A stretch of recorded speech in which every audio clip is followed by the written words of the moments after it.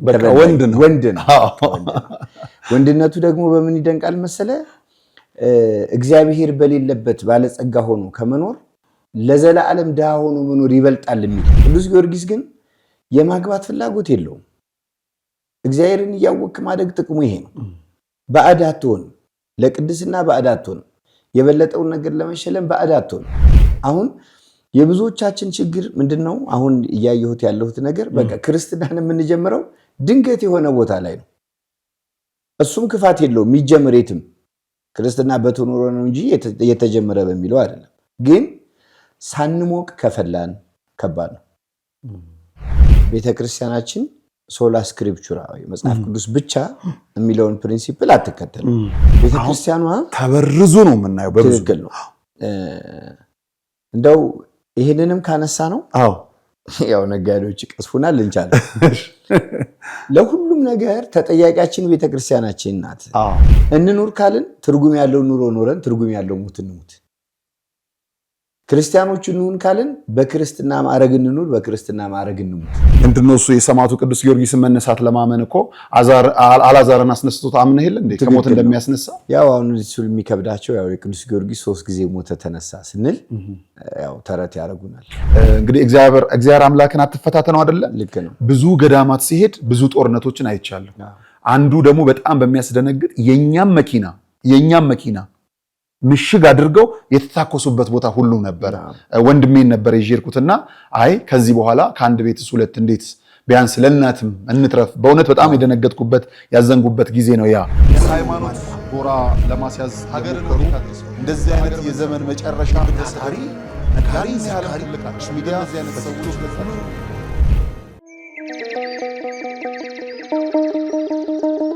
መድኃኔ ዓለም ሞትን ድል አድርጎ በኃይሉ ስለተነሳ በፋሲካው ማግስት ገዳማውያኑን በፍጹም እንዳንረሳ የተዋህዶ ልጆች የእናቶች በዓት አልቋል ብላችሁ እጃችሁ እንዳይሳሳ ደግሞስ ብታዩት የአባቶቻችሁን ፍዳና በሳ መቼም ምክንያታችን ነው ለበረከት ተጀምሮ ያላለቀው የኔና የናንተን ምጽዋት የሚጠብቀው ገዳማችን ሙታንሳ ስለዚህ ለበረከት ሥራ የምትጣደፉ ሁላችሁ የሙታንሳ ማር ቅዱስ ሚካኤል አንድነት ገዳም አባቶችን አደራ እንዳትረሱ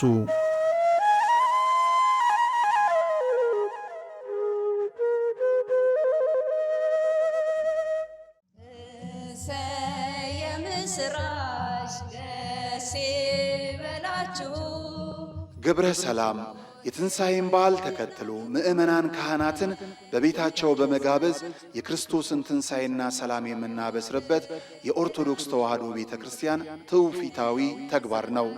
ታዲያ በገዳም ያሉ መናንያንን ከተማ ሳናሳያቸው በባታቸው እንዳሉ አስታውሰን ይህን የደስታ ጊዜ ለምን ታላቅ የበረከት ሥራን አንሰራበትም? ከድግሱ ቀንሰን ገንዘቡን በባንክ ብንልክላቸው ገዳሟ ትለማለች። ደግሞም ከመጠን ላለፈ ደስታ ገደብ አድርገን ለጸሎት እንድንበረከክ የአንጎለላ ጽርሐ አርያም ሰሚነሽ ቅድስት ኪዳነ ምሕረት ገዳም አባቶች ይጣራሉ። በገዳሟ አባቶች ይጠብቁናል። አስታዋሽ ያጡ ጸበልተኞችም ይፈልጉናልና አንድም ለበረከት ወዲህም ለክርስቲያናዊ ትውፊት ግብረ ሰላም ለማድረግ ዘወትር ቅዳሜና እሁድ ወደ ሰሚነሽ ኪዳነ ምሕረት ለመሄድ ከታች ያሉትን ስልክ ቁጥሮችና የገዳሟን የጉዞ ማህበር ያነጋግሩ።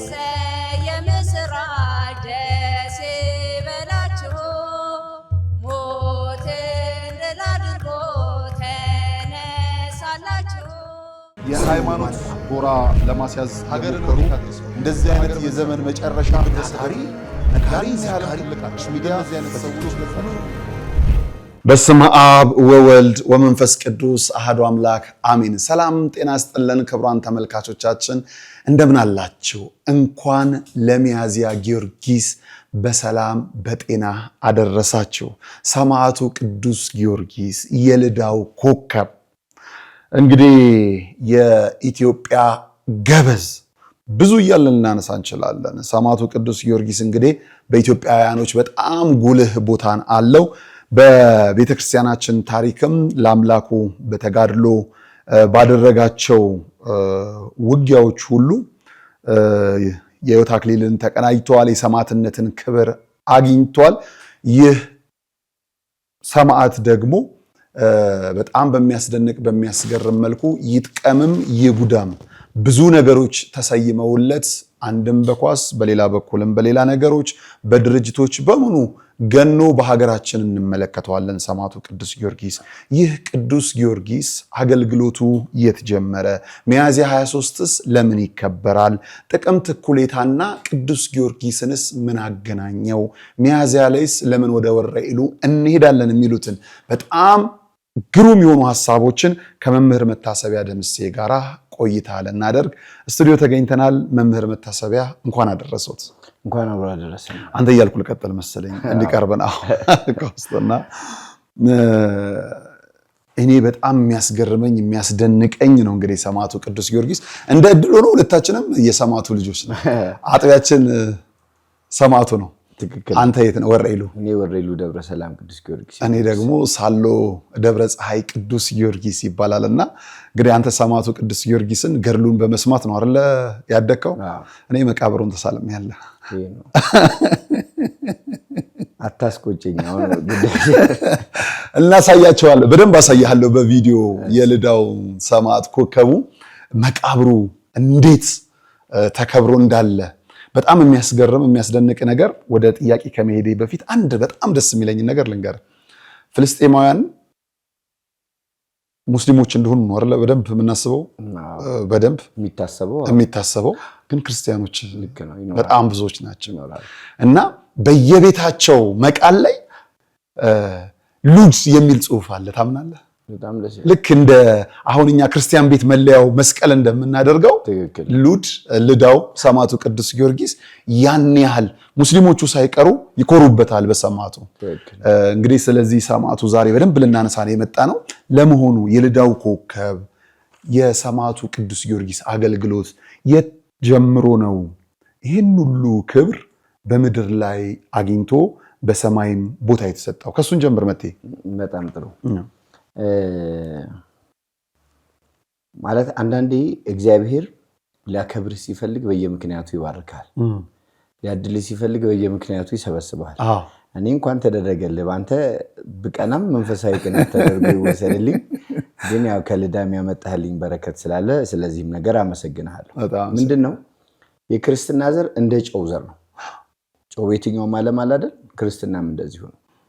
ክርስትና ይመነምን ይሆናል እንጂ መበጠስ ስለማይችል በሞት መካከል ሕያው ሆኖ ታገኘዋለህ።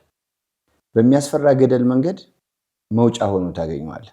ክርስትናን ልንወደው ከሚገባበት አንዱና ትልቁ ነገር ይሄ ነው። የእስራኤል ቅዱስ ልዑል እግዚአብሔር በምድር ሁሉ መካከል ያለቀንና የተቆረጠን ተስፋ ይፈጽማል ይላል አይደል? ስለዚህ እንገፋለን እንጂ አንወድቅም። ሊያጠፉን ይሞክሩ ይሆናል እንጂ አንጠፋም። ክርስትና እንዲህ ነው ደስ የሚለው። የቅዱስ ጊዮርጊስም ነገር ከዚህ ታሪክ ጋር የሚያስደንቅ ነገር ስላለው ነው። አንደኛ አባቱ የቅዱስ ጊዮርጊስ አባት የሮም ዕጣ ከምትሆን ከቀጰዶቅያ ሀገር የመጣ የቀጰዶቅያ አገረ ገዢ የነበረ ሰው ልጅ ስሙ ዞሮንቶስ የሚባል እንደሆነ ገድሉ ይናገራል። ይህ ሰው ወደ ፍልስጤም ሄደ። ከፍልስጤም ኢያሪኮ መጣ። ከኢያሪኮ በመርከብ ተሳፍሮ ወደ ኢዮጴ መጣ። ኢዮጴ ሁላችንም ያው የምናስታውሳት የቅዱስ ጴጥሮስ አገሩ የነበረች በሀገረ ስብከቱ ያቀናት፣ እንደውም አማቱ በንዳድ በሽታ ታማ የተፈወሰችባት የተባረከች ሀገር ናት። እኔ እንግዲህ መጽሐፍ ቅዱስ የሚለውን ነው የምናገረው። አንተ ደግሞ ባየኸው ልክ በጣም ምንም ግሩም እና በዚህ ሀገር ይኖር ነበር። ንግስና ተሾመ። እንግዲህ ዞሮንቶስ የሚለው ቃል በሮም ቋንቋ ነው። በቅብጥ ቋንቋ ደግሞ አንስጣጢዮስ ይባላል የአባቱ ስም።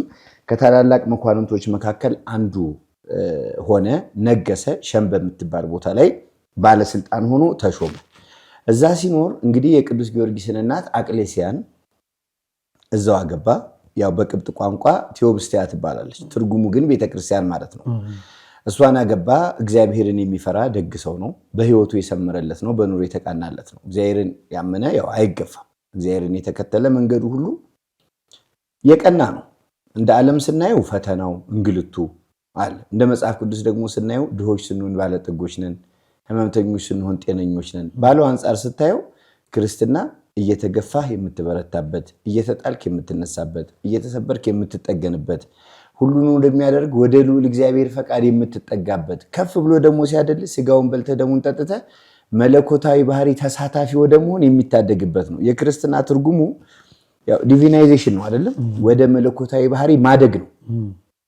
እንስሳትና እጽዋት ይወለዳሉ፣ ያድጋሉ፣ ይሞታሉ። ክርስቲያን ግን ይወለዳል፣ ያድጋል፣ ግን አይሞትም።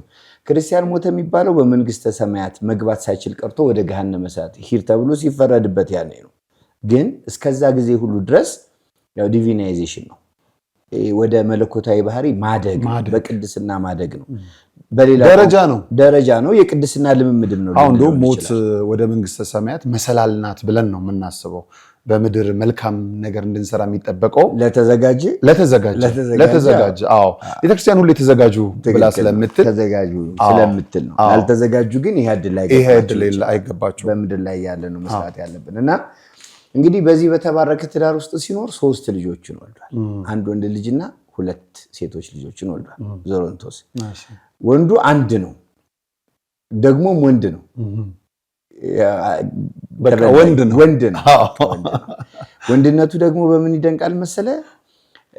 እግዚአብሔር በሌለበት ባለጸጋ ሆኖ ከመኖር ለዘላለም ድሃ ሆኖ መኖር ይበልጣል የሚል እግዚአብሔር ከሌለበት ኑሮ በአፍንጫ ይውጣ የሚል ቆራጥ ሁሉ ነገሩ ለእግዚአብሔር የተሰጠ ከምድር አንዳች አልተረፈው ነው። በነገራችን ላይ የባለስልጣን ልጅ ነው።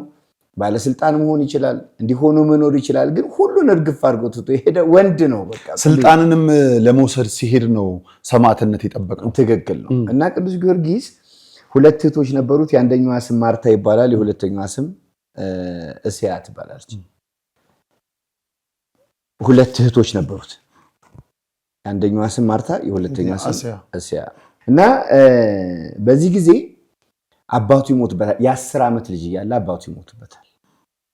አባቱ የሞተበት ምክንያት ንጉስ ዱዲያኖስ ከሮም ተነስቶ አካባቢውን በማጥፋቱ አካባቢውን በመጨፍጨፉ ምክንያት ከዚሁ ጋር ተያይዞ አባቱ ዞሮንቶስ ይሞታል። በምትኩ ሌላ ሰው ይነግሳል። ያ የነገሰ ሰው ሴት ልጅ ብቻ ስለነበረችው ለንግስና የሚሾመው ያው 2 አይነት መንገድ አለ። ይሄን ባዮሎጂካል ፖለቲክስ ልንለው እንችላለን። አልጋ የሚወረሰው ከቤተሰብ ነው።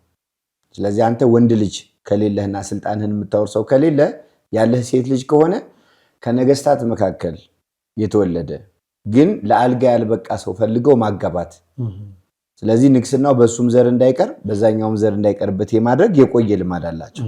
ስለዚህ የቅዱስ ጊዮርጊስን እናት ሄዶ ለመናት፣ ልጅሽን ስጭኝ፣ እኔ ጋራ ይደግ፣ የንጉስ ልጅ ነው፣ እኔም ልጅ አድርጌ ያሳድገዋለሁ አለና እሱ ጋር አመጣው። እሱም ጋር ደግሞ ያው 10 ዓመት ይላል 18 ዓመቱ 8 ዓመት ሲሞላው ያው ለመጽሐፍ ወደ በዛው አስጠግቶ መናገር ልማዳቸው ስለሆነ ነው። ያን ጊዜ ያባለጸጋ ይሞታል፣ ንጉሱ ማለት ነው ይሞታል። እሱ ሲሞት የንጉሱን ሴት ልጅ እንዲያጋቡትና ሀብቱን ንብረቱን አውርሰው በሱ ቦታ መንግስት እንዲሆን አድርጎ ያልፋል። ቅዱስ ጊዮርጊስ ግን የማግባት ፍላጎት የለውም። እግዚአብሔርን እያወቅክ ማደግ ጥቅሙ ይሄ ነው። ባዕድ አትሆን፣ ለቅድስና ባዕድ አትሆን፣ የበለጠውን ነገር ለመሸለም ባዕድ አትሆን።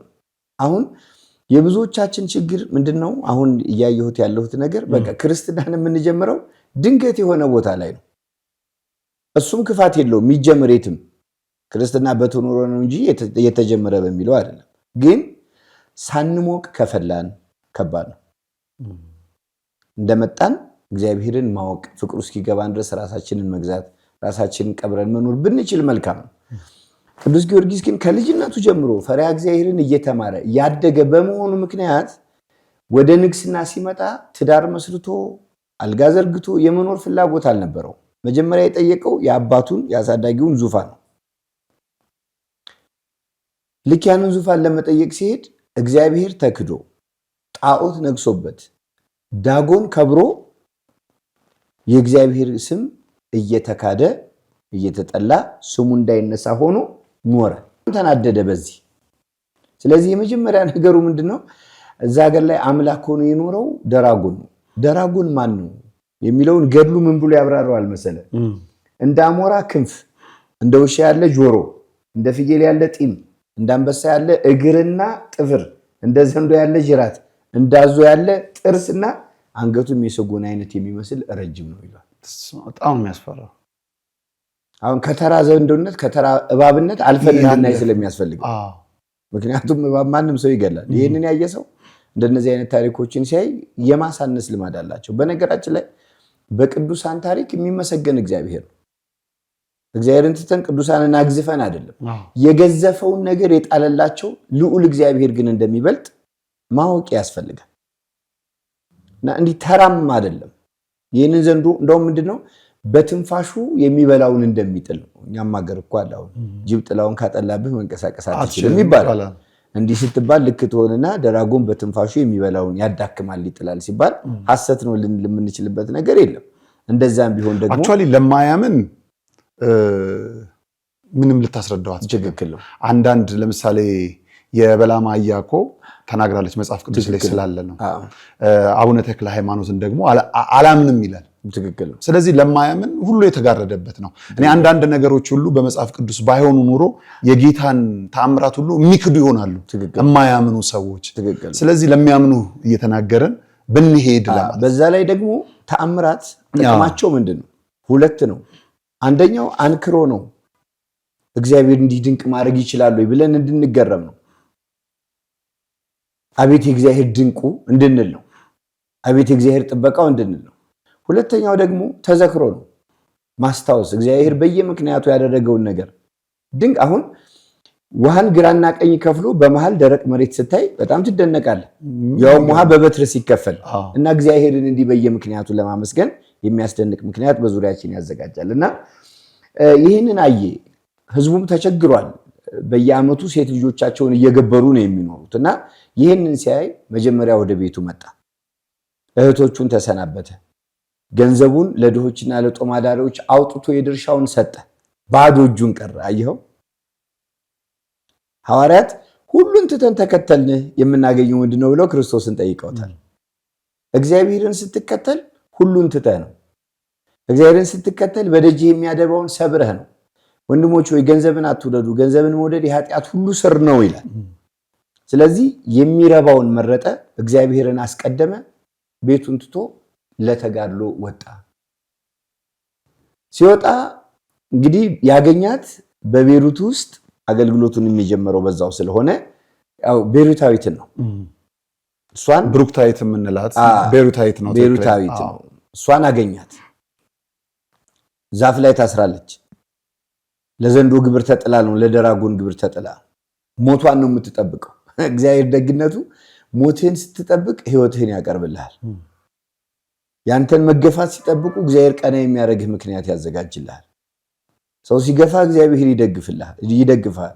ሰው ሲረሳ እግዚአብሔር ያስታውሳል። እግዚአብሔር ደግነቱ ይገርማል። ያችም ሴት ሞቷን ነበር የምትጠብቀው።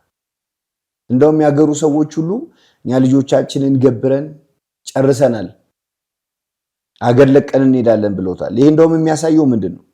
ደራጎን በየዓመቱ አይደለም የሚገበርለት፣ በዕለትም በሳምንትም በወር። ምክንያቱም ያገሩ ሰው ሁሉ ሴት ልጆቻችንን ጨረሱ ከተባለ በዓመት አንዴ ግብር የሚጣልለት አልነበረም። መጣ በተባለ ሁሉ ስለተደረሰልን ባሉ ቁጥር ሁሉ ልጆቻቸውን የመስጠት ልማድ እንደነበራቸው መረዳት እንችላለን። ከዛ ንጉሱ ግድ የለም እኔ ሴት ልጄን እሰጣቸዋለሁ እናንተ ህዝቡን አስቀምጡ ብሎ ነው በዚህ ስምምነት መሰረት የንጉሱ ልጅ ሴት ልጅ በዛፍ ላይ የታሰረችው። ከዛ እሷን አገኛት። ለምን እንደታሰረች ነገራት። የሚያውቀውን ታሪክ ነገረችው። አንተም ከዚህ ዞር በል አንተንም ይበልሃል ብላ ነገረችው። አሁን በዛች ሴት ሊና ውስጥ ያለው ምንድነው? የደራጎን ክፋት የደራጎን አውሬነት ነው እንጂ የደራጎንን ኃይል አሸንፎ የሚታደግ እግዚአብሔር እንዳለ አታውቅም። ስለዚህ ለማያውቁት ዕውቀትን መስጠት ያስፈልጋል። ለተራበ ሰው እባብ እንደማንሰጠው ሁሉ ስለዚህ የኢየሱስ ክርስቶስን አምላክነት፣ የእግዚአብሔርን ደግነት፣ ሁሉን ቻይነት፣ መሐሪነቱን፣ የተከፈለልንን ዋጋ ሁሉ አስተማራት። እንግዲህ ይሄ እንደው ቅዱስ ጊዮርጊስ እንዴት ቢነግራት እሷስ እንዴት ብትሰማው ነው ብለን እንድናስብ ያደርገናል። ለካ እግዚአብሔር ሊመልስ ሲፈልግ እንደ አለት የጠረጠረ ልባችንን የሚያቀልጥባት ቅጽበት 1-2 ደቂቃ ልትሆን ትችላለች። ታየው እንዲህ እየተነጋገሩ ደራጎን ምላሱን እያርገበገበ ከሩቅ እየዘለለ መጣ። የአገልግሎቱን መጀመሪያ ያደረገው በስመ ሥላሴ አማተበበትና ዘንዶውን ጣለው። እንግዲህ እቺን የጌታ ጣት ናት ልንላት እንችላለን። አርአያ መስቀል ነው። እግዚአብሔር ከፈቀደ እባቡን እንድንረግጥ ጊንጡን እንድንጨብጥ ስልጣኑን ሰጥቶን የለ እምነትን የተቸገርነው እና ያንን ጣለ። የድራጎኑ ኃይሉ ደከመ። እሷን ከታሰረችበት ፈታ። እሷ በታሰረችበት ገመድ ድራጎኑን እየጎተቱ ወደ ከተማው አደባባይ ይዘውት መጡ። እንዲህ እንኳን ተሸንፎ የሚያሸንፈው ተሸንፎ ጠላታቸው ተዋዶ እያዩት እንኳን ብዙዎቹ በራቸውን ሲዘጉ እንደነበረ ነው ታሪኩን የምናየው። ከዛ ወደ ከተማው አደባባይ ይዞት ወጣ። እንግዲህ አይተው ሊሆን ይችላል። ድራጎንን በጦር ወቅቶ የገደለበት በዛም ቀን ካህን አምጥቶ ብዙ ሺህ ኦርቶዶክሳውያንን ያጠመቀበትን የሚጣፍጥ ታሪኩን እናገኛለን ነው። ስለዚህ እንደ ቅዱስ ጊዮርጊስ አገልጋዮች እንሁን የምንል እግዚአብሔርን ፈልገን እንውጣ የምንል ለማገልገል ፍቅሩ አለን ብለን የምናስብ ከሆነ መጀመሪያ እያንዳንዳችን በልባችን በቤታችን በፊታችን ያለውን ድራጎናችንን እንጣል ነው። እሱን ጥለን አገልግሎታችንን ስንጀምር ሁሉም ነገር ቀና ይሆናል እና ቅዱስ ጊዮርጊስ አገልግሎቱን የጀመረው በዚህ ነው። ሀብትና ንብረትን ጥሎ ድራጎንን ጥሎ ገሎ ምእመናንን አስጠምቆ በአንድ ቀን ነው። እንዴ ልብ የሚያሞቅ ታሪክ መሰለ። እንዲህ የቅዱሳንን ታሪክ መስማት ለቅድስና ነው የሚያነሳሳ። ምንም ነገር የለም። በሰዋዊ በመንፈስ የተሰሩ ስራዎችን በሰዋዊ አይን ልመርምረው ብለህ ከተነሳ ቅዱሳኑ የገደሉትን መንፈስ አንተ ጋር ተጋብቷል ማለት ነው። ሌላ ምንም ታምራ እንደዚህ መንፈሳውያን ስራዎች በመንፈሳዊ አይን ነው ሊመረመሩ የሚችሉት። አንዳንዴ በጣም የሚያስገርሙኝ ብዙ ነገሮች አሉ ከምድራችን ጋር ተያይዞ እንዲህ የቅዱሳኑን ታሪክ ለማንቋሸሽ የሚሄዱ የራሳቸውን ክብር ደግሞ ለመጨመር የሚጥሩ ሰዎችን እናያለን። ቅዱስ ጊዮርጊስ ድራገንን ጥሎ ብርክታይትን የታሰረችበትን ገመድ ፈቶ በዛ ገመድ ድራገንን እየጎተተ ሄደ ስትለው ማያምን ሰው በሶፍት ኩላሊት ፈወስኩ ብሎ ይነግርሃል። የኔን ላብ ብላና ትፈወሳለህ ብሎ ደግሞ እዚህ ፌክ ታሪክ ሊነግርህ ይሞክራል። ምእመናኖቻችን በጣም መጠንቀቅ መቻል አለባቸው። ዳቤ ብሉ እየተባሉ ሶፍት የሚበሉ ካሉ፣ ጸበል ጠጡ እየተባሉ ምንድነው ላብ የሚጠጡ ካሉ ምርጫው የራስ ነው። እሳትና ውሃ በፊት ነው። አንተ ወደ ፈለግከው ነው እጅህን የምትሰደው። ገባ? በምንም ተአምር ማለት ነው። አባቶቻችን በደመና ይሄዱ ነበረ ብለን ስንናገር ይሄ የመናፍስት ስራ ነው ብለው የሚናገሩ ደብተራ ብለው የሚረግሙ ተሰውሮ ሄዱ ስንል ደብተራ ነው የሚሉን። እነሱ ደግሞ 100 ምናምን ቢሊዮን ብር ለአንድ ሰው አካውንት ውስጥ አስገባን ይሉናል። እነሱ ልክ ይሆናል። ምንድነው የሚሻለን? ምንድነው በቃ እንዲሁ እኮ ሳትነካካ እኮ መቀጠል ትችላለህ አይደል? ያመንኩትን አውቀዋለሁና አላፍርበትም የሚል ቅዱስ ጳውሎስ በትክክል ልክ እኛም እንደዛ እንደምንኖር ሁሉም በራሱ መንገድ ቢኖር እኔ ማወቅ ያልቻለው እኛን ነው። እነዚህኛዎቹ የተደገፉት እኛ ላይ ነው። ልክ ነው። አሁን ቀን ከሆነ ፀሐይ እስከወጣ ይጥላል አይደል? ኦርቶዶክስ እስካለች መቃወማቸውን ይቀጥላሉ። መኖራቸው በመቃወም ላይ ነው። ተረዳኸኝ? ያንተን በማቃወሸሽ ላይ ነው። ምንም የሚመጣው አስተምሮ የነሱ ያንተን በመክፈል ላይ ነው። ስለዚህ የማይከፈል ልብ ኖሮ ቀጥ ብላ የቆመች ሃይማኖት እንዳለች እመን ነው ዋናው ነገር። ሲጀመር ኦርቶዶክሳውያንም አሁን እንደ እምነታችን እንደ ጓሮ ጸበል የሆነባቸው ይጠነቀቁ መልካም ነው ለራሳቸው። በትክክል የጓሮ ጸበል የቆዳ መንከሪያ ይሆናል ይባላል። መምህራንን ጎናቸው ስላገኙ፣ ካህናትን ጎናቸው ስላገኙ፣ እነሱ ባልተማሩት ትምህርት በሰነፉት ስንፍና ቤተክርስቲያን አላስተማረችም፣ ወንጌል አልሰበከችም የሚል ነገር ቢቀር መልካም ነው። በትክክል መቅረብ አሁን የቅርብ ሩቅ መሆን እኮ በጣም ከባድ የቅርብ ሩቅ መሆን በጣም ከባድ ነው። የሉቃስና የቀሎጵያ ታሪክ እንደዛ አይደለ የሚያሳየን? በትክክል ኢየሱስ ክርስቶስ ከሞት ተነስቶ አግኝቷቸው የራሱን ታሪክ ለራሱ እየነገሩት ነበር። አብረው ቀኑ ሙሉ ሲጓዙ ይነበራል አይደል? ምሽት ላይ ነው የተገለጠው ሲሰጣቸው የተገለጠው።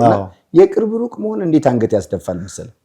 በደንብ እንመለስበታለን። በቅርቡ ነጋሽ ፖድካስት ይመጣል። 6-7 ለምን 10 ክፍል አይመጣው መምህር እንሄዳለን። ያንተ አገልግሎትን በጣም የሚያስደስተኝ ነው። በብዙ መምህር እንግዲህ በቅድስት ሥላሴ ኮሌጅ ላይ ነበር አይደል? በዛም መምህር ነበር። ስለሱ ሁሉ እናነሳለን በደንብ የምናመጣው። መጽሐፍ ቅዱስ ላይ ስንመለስ መጽሐፍ ቅዱስ ባለቤት አለው፣ እግዚአብሔር ነው። ጸሐፊዎቹ ደግሞ እነ ቅዱስ ዮሐንስ እነ ቅዱስ ማቴዎስ እያልን እንጠራለን የመጽሐፍ ቅዱስን ጸሐፊዎች። የሰማዕቱ ቅዱስ ጊዮርጊስን ገድል የጻፈው ማን ነው? እንደው እሱን እናንሳና ሚያዝያ 23 ወይም ሚያዝያ ጊዮርጊስ ደግሞ ከፊታችን አለ። ለምን ይከበራሉ ወደሚለው እንሄዳለን። እዚህ ላይ ማወቅ ያለብን ነገር ምንድነው?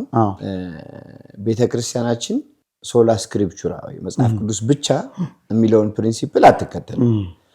ለምንድነው? መጽሐፍ ቅዱስ ራሱ የራሱ የት መጣለው አይደለ? መንፈስ ቅዱስ የገለጠላቸው እግዚአብሔር የፈቀደላቸው ሰዎች የጻፉት ነው። መጽሐፍትን ለመጻፍ መሪው መንፈስ ቅዱስ መሆን አለበት። ይሄ መጀመሪያው እውነት ነው እንጂ ቅዱስ ማቴዎስ ስለፈለጉ ተነስተው በፍጹም የጻፉት አይደለም። መንፈስ ቅዱስ የገለጠላቸው መንፈስ ቅዱስ የመረጣቸው ሰዎች እግዚአብሔር መንፈስ ቅዱስ እየነገራቸው ጽፈውታል። ለምሳሌ ከሐዋርያት መካከል በረጅም እድሜ የኖረው ረጅም አገልግሎት የሚያገለግለው ቅዱስ ዮሐንስ ነው አይደል? በ96 ዓመተ ምህረት ነው ያረፈው። እንግዲህ ይሄ ሁሉ አገልግሎቱ እንደው ኢየሱስ ክርስቶስ ሞቶ ከተነሳበት እንኳን ከ34 ዓመተ ምህረት ጀምረን ብናይ ወደ 62 ዓመት ያክል የሰበከውን ስብከት 21 ምዕራፍ ናት ብቻ ልትል አትችልም አይደል? ከተጻፈው የሚሰበከው ይበልጣል። የሰው እንትን ምንድነው ባዮግራፊ እንኳን ትክክል ነው አይደለም? ያምላክን ትክክል ነው። የራስ ተጽፎ ሰዎች ምን ዲያሪ ነው ምናምን የሚሉት የሚጽፉት አለ አይደል? ከወልደታቸው እስከምን ልክ ነው የሚታክት ነው። ትክክል ነው። ስለዚህ ራሱ ቅዱስ ዮሐንስ ምን ብሏል? ኢየሱስ ክርስቶስም በደቀ መዛሙርቱ ፊት እጅግ በጣም ብዙ ምልክት አደረገ። ሁሉ በእያንዳንዱ ቢጻፍ ለተጻፉት መጽሐፍት ራሱ ዓለም ባልበቃቸውም ይመስለኛል። ከተጻፈው ውጭ ኢየሱስ ክርስቶስ ያደረገው በጣም ብዙ ነገር አለ። አሁን ዋናው ጥያቄያችን መጽሐፍት እንዴት ናቸው የሚለው ሳይሆን አዋልድ መጽሐፍት ልጅነታቸው ለቤተ ክርስቲያን ለአስራው መጽሐፍት እንደሆኑ ለማጠየቅ ነው። በቤተ ክርስቲያናችን መጽሐፍት ሁለት ናቸው። አስራው መጽሐፍት የሚባል አለ፣ አዋልድ መጽሐፍት የሚባሉ አሉ። አስራው መጽሐፍት ማለት 80 መጽሐፍ ቅዱስ ብለን የምንቀበለው የቤተ ክርስቲያናችን መጽሐፍ ነው። አዋልድ መጽሐፍት ማለት ልጅነታቸው መጽሐፍ ቅዱስ የሆኑ መጽሐፍት ማለት ነው። እነዚህ በሚከተሉት ነጥቦች ይስማማሉ። አንደኛ መሪያቸው መንፈስ ቅዱስ መሆኑ፣ ሁለተኛ የጻፉትን ሰዎች እግዚአብሔር መንፈስ ቅዱስ የመረጣቸው መሆኑ፣ ሶስተኛ ይዘታቸው መንፈሳዊ መሆኑ፣ አራተኛ ዓላማቸው ለመንግስተ ሰማያት ክብር ማብቃቱ፣ አምስተኛ በገድሉ ላይ የተጻፈው አገልግሎት ከመጽሐፍ ቅዱስ ዓላማና ገድል ጋር የማይቃረን መሆኑን ልብ ማድረግ ያስፈልጋል። አዋልድ መጽሐፍት የሚያደርጓቸው እነዚህ ነው። በዚህ መሰረት የቅዱስ ጊዮርጊስን ገድል የጻፈው ማን ነው ስንል ከ318 ሊቃውንት መካከል አንዱ የሆነው አባ ቴዎዶጦስ ነው። 318ቱ ሊቃውንት በኒቅያ ጉባኤ እናውቃቸዋለን። አርዮስን ተከራክረው የረቱ፣ ነገረ ስጋዌን ያስተማሩ፣ ነገረ ተዋህዶን ያብራሩ፣ የኢየሱስ ክርስቶስን ፍጹም ሰውነት ፍጹም አምላክነት የተናገሩ፣ አርዮስን ከነ ተከታዮቹ ያሳፈሩ፣ በአፍም በመጣፍም ጎበዝ ከነበሩ ሊቃውንት መካከል አንዱ አባ ቴዎዶጦስ ነው። እንግዲህ አባ ቴዎዶጦስ በንጉሥ ቴዎዶሲዎስ ዘመን በእግዚአብሔር ቸርነት ለቅዱስ ጊዮርጊስ የተሰጠውን ክብር ያደረገውን ተጋድሎ በመንፈስ ቅዱስ መሪነት ታሪክ በመጠየቅ አሰናድቶ የጻፈው አባ ቴዎዶጦስ ነው። በጣም ጥሩ። እዚች ላይ አጭር ምላሽ ብቻ ላምጣና ጥያቄ ላምጣና መቲ ወደዛኛው እንሂድ። እኚህን ትክክለኛ የሰማዕቱን ቅዱስ ጊዮርጊስ ገድል የት ማግኘት እንችላለን? ቤተክርስቲያኗ ተበርዞ ነው የምናየው። በብዙ ነው። እንደው ይሄንንም ካነሳ ነው ያው ነጋዴዎች ይቀስፉናል እንቻለን። ለሁሉም ነገር ተጠያቂያችን ቤተክርስቲያናችን ናት። በቃ ቤተክርስቲያን ትቅደም። የኦርቶዶክስ ተዋህዶ ቤተክርስቲያን ለኦርቶዶክሳውያን ትቅደም፣ እሷ መሪ ትሁን። መጽሐፎቿን ራሷ ለቅማ። የሚገርም ነገር በቤተክርስቲያናችን ይጃሉ ድርሳናትና ገድላት የፊደላትን መልክና ስዕል ይጠነቀቃሉ። ፊደላት ያለ ቦታቸው አይገቡም። በሐመር ውሃ ቦታ ሀሌታ ውሃ ከገባ ትርጉም ይለውጣል። በዚህ ደረጃ ሊቃውንት አይተው ስለሚያዘጋጁት ቤተክርስቲያን የራሷን እትም በራሷ ማተሚያ ቤት ያተመቻቸውን ከጥንቱ የብራና መጽሐፍ የተረጎመቻቸውን እነሱን እንቅደም። ትንሣኤ ዘጉባኤ መሰለኝ። አይ ትንሣኤ ዘጉባኤ ነው። ከዛ ቀጥሎ ደግሞ በተስፋ ገብረስላሴ የታተሙ መጽሐፍት አሁን እኔ ያለኝ አንዱ እሱ ነው። በተስፋ ገብረስላሴ የሚገርም እዛ መጽሐፍ ላይ አንድ ታሪክ አለ። አንስቼው ልለፍ። በትክክል ምን ይላል መሰለ? ሚያዚያው የሚያዚያ ቅዱስ ጊዮርጊስ ገድል ላይ ስታነበው ታሪኩን የአድዋን ጦርነት ሳህለ ሚካኤል በድል ከፈጸመ በኋላ ይላል። በድል ከፈጸመ በኋላ ታቦተ ጊዮርጊስን ወደ ቦታው መልሶ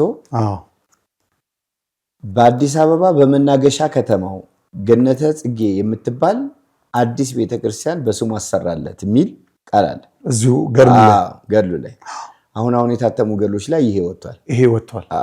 ስለዚህ ቆርጦ ቀጥሎች አሉ ማለት አሉ። ቆርጦ ቀጥሎች እንደዚህ አሁን በህትመት ላይ አታሚዎቹም እንደው ምን አሁን አትሞ መሸጥ ከሆነ መቆራረጥ ምን አስፈልጋቸው? ያው እንግዲህ በትክክል ዋናው ዓላማው እንመጣበታለን በሌላ ጉዳይ ትክክለኛውን መጽሐፍት እንዲይዙ ነው። አሁን ላይ ደግሞ በተለይም በማህበረ ቅዱሳን ደግሞ የሚታዩ መጽሐፍትም ታይተው ለህትመት የሚበቁ መጽሐፍቶችንም ብንጠቀም በጣም ደስ ይለኛል።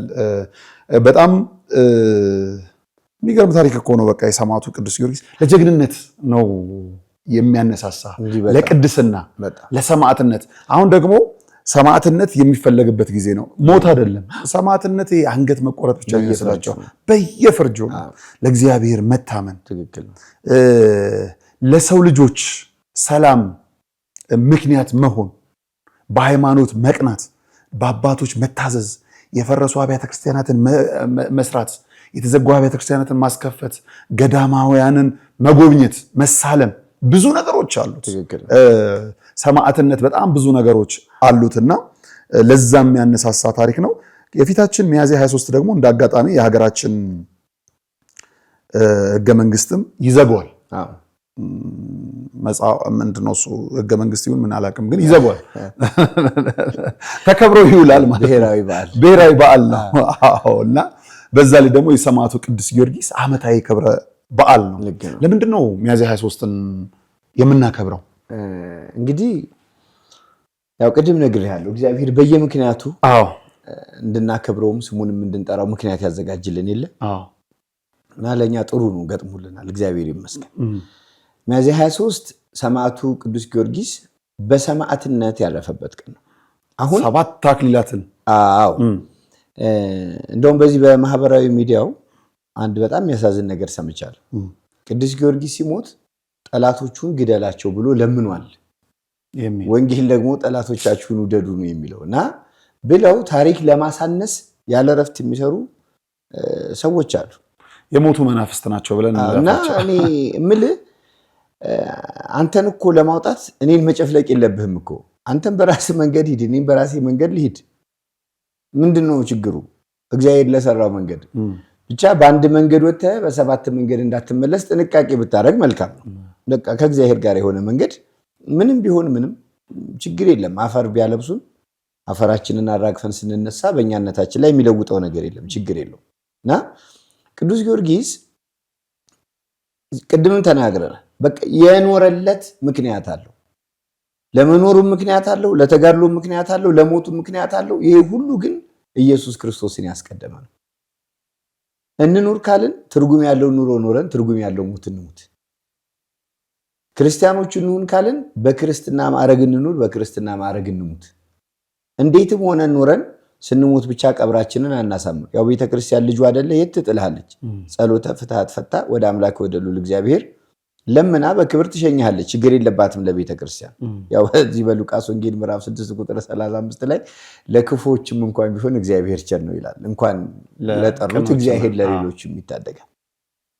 እንኳን ስሙን ለጠሩት እንኳን ሀብተ ውልድና ስመ ክርስትና ላላቸው ለክፎችም ቢሆን እግዚአብሔር ማሪ ስለሆነ እግዚአብሔር ይምራል።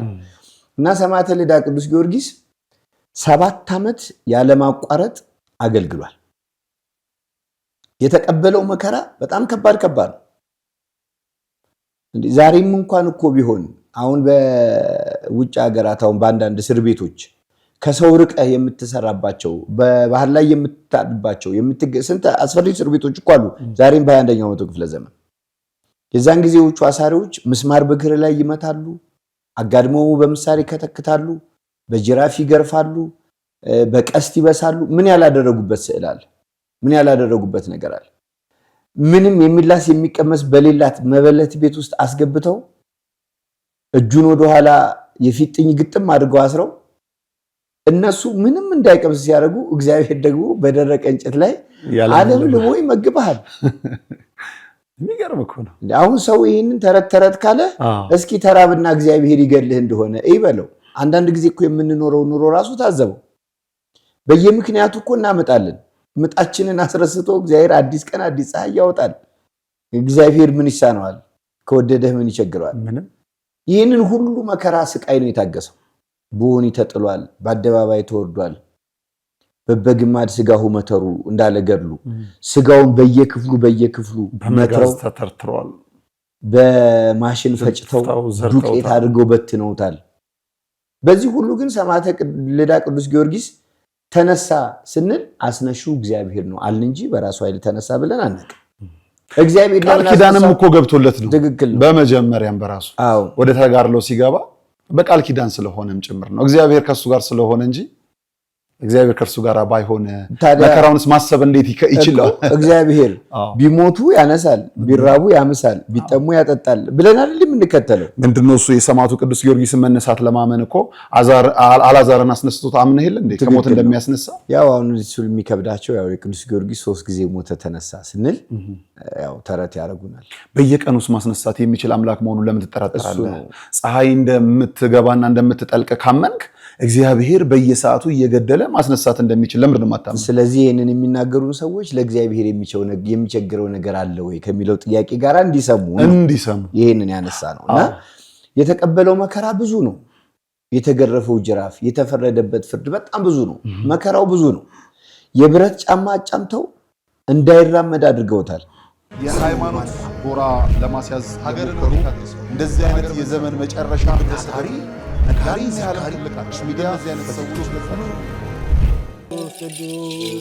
በዚህም እግዚአብሔር አለ። አይገርምም? ሁሉ የሱ ስፍራ ነው። አሁን የምንገኘው በጅማ ሀገረ ስብከት ጎማ ወረዳ ሊሙ ደብረ ሰላም መድኃኔዓለም ነው። መምህር አድነው ያፈረሱት ቤተክርስቲያን ለአገልግሎት ቢመጡ አገልግሎቱን የሚመጥን አይደለም ህንፃ ቤተክርስቲያኑ። መድኃኔዓለም በዚህ አይከብርምና ለርሱ የሚገባውን ክብር ሰተን ቤተክርስቲያኑን እናንጽና ግድ የለም የነበረውን እናፍረሳሉ። ማንን በማመን? መድኃኔዓለምን። ከዛስ የተዋህዶ ልጆችን በመተማመን በጣም ስቅቅ የሚያደርገን ቅድም እንደተባለኛ ደሳሳም ይሁን ምን በሞቀ ቤታችን እናድራለን። እናታችን አባታችን ውጭ በብርድ እያደሩ ነው። እነዚህ ቤተክርስቲያን ስቅቅ የሚያደርገን እንሰራለን ብለን አፈረስን። አባቶች በሰጡት ይዞት የነበረ የተሰራ መሬት በአይጥ በምስጥ በምናምን ፈራረሰ፣ ወደቀ። የተሻለ እናደርጋለን ስንል ያው የአቅም ውስንነት የዚህ ያለው የኑሮ ውድነት ስላገደን አሁንም እኛ በጣም ውስጣችን ይበላል። አሁን በጣም አቅማችን በማነሱ እገዛ እንፈልጋለን። ጊዜው 1969 ነው። የሚባርከን ታቦት ያስፈልጋል ብለው በክርስትና የበረቱ የተዋህዶ ልጆች ህብረት ፈጥረው የሊሙ ሻይ ደብረ ሰላም መድኃኔዓለም ቤተክርስቲያንን ተከሉ። እነሆ በአገልግሎት ብዛት መሰረቱ ፈርሶ ጉልላቱ እንዲህ ወድቋል። ውሃ መሰረታዊ ነገር ነው። የአብነት ትምህርት ደግሞ ለቤተክርስቲያን መሰረታዊ ነገር ነው። ትክክል ነውና አሁን እነዚህ ልጆች እስካሁንም የተማሩትም አሁንም ያሉትን የሚያድሩበት የምታዩት ነው። መቃብር ቤት ነው የሚያድሩት። ያው አወራ ነው ገብታችሁ ብታዩት ምንም ጥርጥር የለውም። ይሄንን አወራ ነው። እዚያ ነው የሚማሩት። የሚያድሩበት አፈር ነው። ቢያንስ እንኳን መጠለያ አሁን ማታ ማታ እንደምታዩት በዚህ ዝናብ ይመጣል፣ ውሽንፍር ነው የሚመታቸው። ቁጭ ብሎ የሚማሩበትን ትምህርት ቤት ቢሰራ እጅግ የተሻለ ነገር ነው። የተዋህዶ ልጆች በውጪም በውስጥም ያላችሁ ይህ ደብር ታላቅ የበረከት ስፍራ ነው። እመኑኝ፣ የሰራችሁት ይባረካል፣ የጠየቃችሁት ይመለሳል። የቦታው ተአምር በሰው ልጆች እጅ ሥራ አጥር የለውም። ባለቤቱ ግን በተፈጥሮ ጫካ ዙሪያውን አጥሮ ቤቱን ይጠብቃል። ቤቱ ደግሞ ፈርሶ የኛን በረከት ይጠባበቃል። የለመነው እንዲመለስ የጠፋብን እንዲገኝ ለመድኃኔዓለም እንስጥ።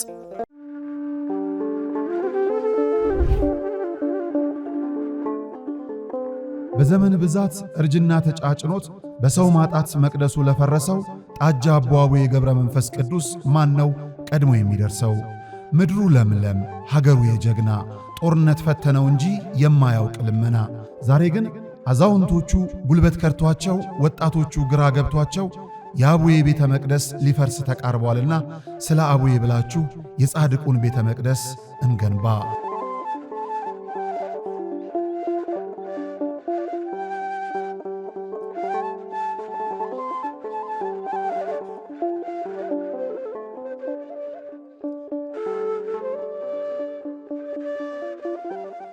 የሃይማኖት ጎራ ለማስያዝ ሀገርን እንደዚህ አይነት የዘመን መጨረሻ ታሪ ነጋሪ ሲያልቃችሁ ሚዲያ ዚያነ ሰዎች በራሱ ላይ ምስማር መተው ደሙ እንደ ሰኗ እንዲፈስ አድርገውታል። ግንድ ላይ አስረው በቀስት ወግተውታል። በጣም ብዙ መጽዋዕት መከራ ነው የተቀበለው። የተጋደለው 7 ዓመት ያለ ማቋረጥ ነው። አሁን እኛ የአንድ ሁዳዴ ጾም ጾመን እንመጻደቅ ይሆናል። እሱ ግን 7 ዓመት ያውም በተጋድሎ ነው የኖረው። የሐዋርያትን ኑሮ ነው የኖረው። እሱ 7 ዓመት የተቆረጠ ዘመኑ ስለሆነ ነው። ሐዋርያት እንደ እድሜያቸው መጠን አገልግለዋል። እነ ጲላጦስ እኮ በሰማዕትነት ሞተዋል። ጲላጦስ እኮ በ67 ዓመተ ምህረት በታናሿ እስያ በሰማዕትነት ነው የሞተው። ለንጊኖስ በሰማዕትነት ነው የሞተው የጌታን ጦር ወግቶ። ስለዚህ በገባህ ልክ ነው የምትጋደለው። ፍቅሩ የገባህ ቀን ምንም ትሆናለህ። ውለታው የገባህ ቀን ምንም ትሆናለህ። ስለኛ ሲል የተቀበለው መከራ፣ የጠጣው መራራ፣ የጠጣው ሐሞት፣ የተወጋው መወጋት፣ የተቸነከረው ችንካር፣ የተመታበት አክሊለ ሦክ፣ የተራቆተው መራቆት፣ የተሳለቁበት ተሳልቆ ለኛ ሲል እንደሆነ ከገባን ምንም እናደርጋለን።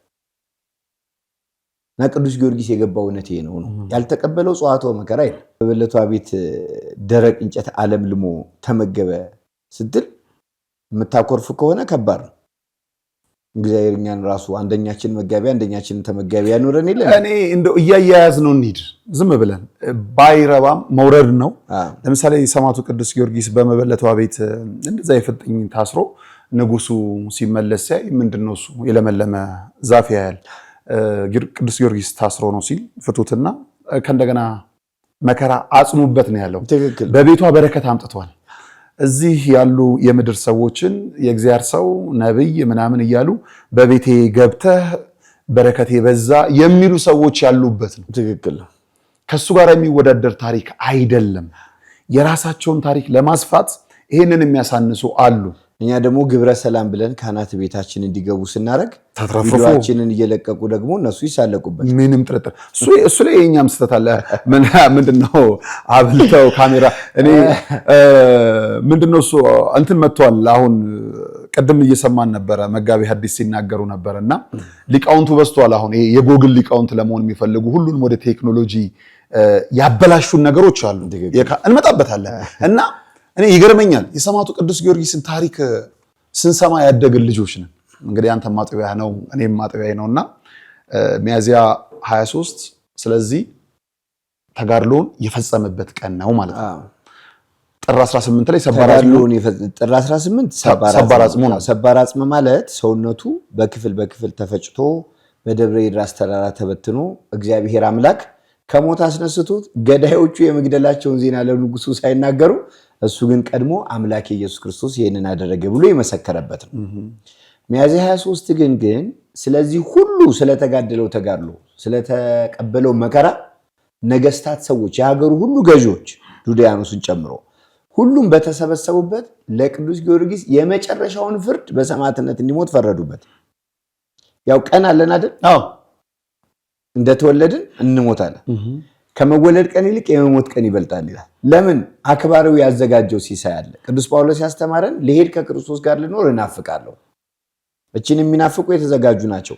ሃይማኖቴን ጠብቄያለሁ፣ ሩጫዬን ጨርሻለሁ፣ መልካሙን ገድል ተጋድያለሁ ካለ በኋላ ምን አለ? ከእንግዲህ የክብር አክሊሌ ተዘጋጅቶልኛል።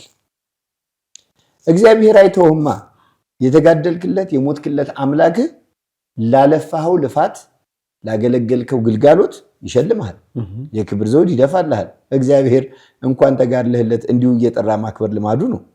ስለዚህ ቅዱስ ጊዮርጊስም ሚያዝያ 23 ቀን በሰማዕትነት እንዲያልፍ ሆነ።